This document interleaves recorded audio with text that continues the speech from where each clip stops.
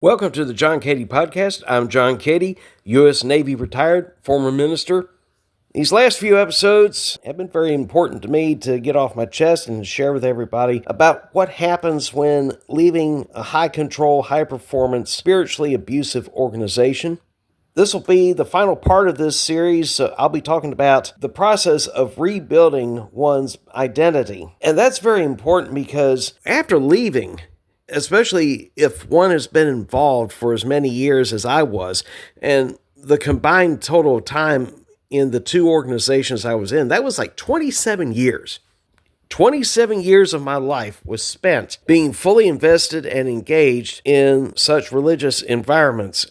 Once I was jettisoned from the second one, I was basically stripped of my identity. So what do we do? What was I going to do in terms of rebuilding myself, so to speak? And it's an ongoing process. There's no definitive end date for that because it's a continual growth. I want to put that out there because we're always learning new things about ourselves, learning new things about what we were taught, what the Bible actually says, and how to deal with people who have come out of these situations, and learning that everyone's approach to rebuilding and deconstructing even is going to be different. And we just have to learn to respect those differences and work together to help each other heal. One of the first things I'm going to talk about here is autonomy. When in a high control environment, autonomy is like one of the first things to go because we're not thinking for ourselves. We're not doing things solely because we want to do them. And as a result, we're at the beck and call, and everything we do is under the approval of the pastor, of the elders, of the church board. So after leaving, definitely, you feel lost. Not lost in that you're without God, but lost in that now you've got to figure out what to do for yourself because you don't have somebody telling you what to do anymore. And yes, there's going to be a grieving process. Just like when you lose a loved one, you're going to be grieving because you just lost a big chunk of your life to an organization that at the end of the day didn't have our best interests in mind. And it's okay to grieve. It's okay. It's not a sin. Anger without shame. That's another one. In the psychological and psychiatric world, they talk about the nervous system recalibrating, readjusting, because we're used to a certain pattern of behavior, a certain response in the situations in those churches. And now that we are out and we're reevaluating and readjusting, our nervous systems are recalibrating as well. Another challenge is making adult friends outside the church, especially if you've been in one of those churches where they told you that if you're hanging out with worldly friends, the world is going to rub off on you. The hard part is breaking out of that mold and realizing that it's perfectly okay to have friends on the outside and that their perspectives don't have to agree with yours to be a friend. It's finding that other connection. There are veterans groups I meet with. We don't agree on everything, but there is that bond that's forged because of the fact that we served in the military, regardless of what branch it was. And then discovering who we are without the need to perform. And for me, that has been one of the hardest things to learn. And I'm still learning because so much of my identity was forged around performance.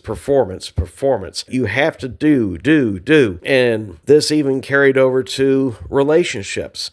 As much as I loved my girlfriend, there was still that drive to perform as far as, being the caregiver, being the person who helped her out all the time. And then when she tragically passed away, that was like the final piece that got stripped away from me. Because now, who was I to prove to?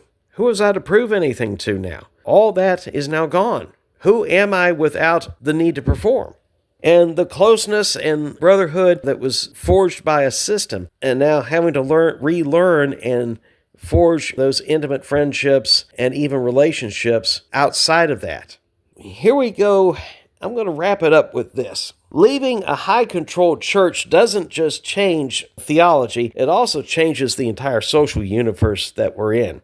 We lose the language, the rhythm, we lose the certainty, and sometimes we lose the people who once said that we'd be walking together forever. And in my case, the hardest part wasn't doctrinal disagreement, it was relational disappearance. watching friendships that felt eternal dissolve almost overnight, not because of betrayal or abuse on my part, but because I stepped outside the boundary. And then the second layer, finding the courage to speak, to tell what happened, to name patterns, to say this wasn't healthy.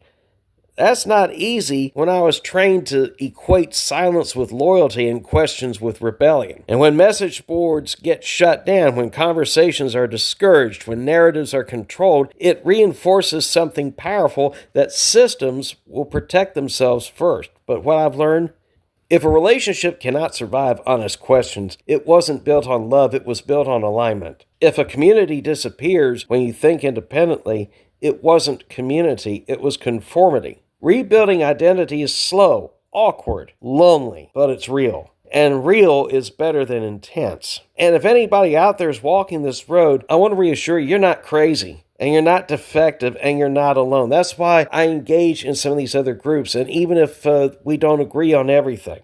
And sometimes leaving isn't losing faith, it's just finally choosing integrity. This is John Cady. I hope you've enjoyed these podcasts, and if you like the content and you enjoy what's being put out, hit like, hit subscribe, and I'll be catching you on the next one.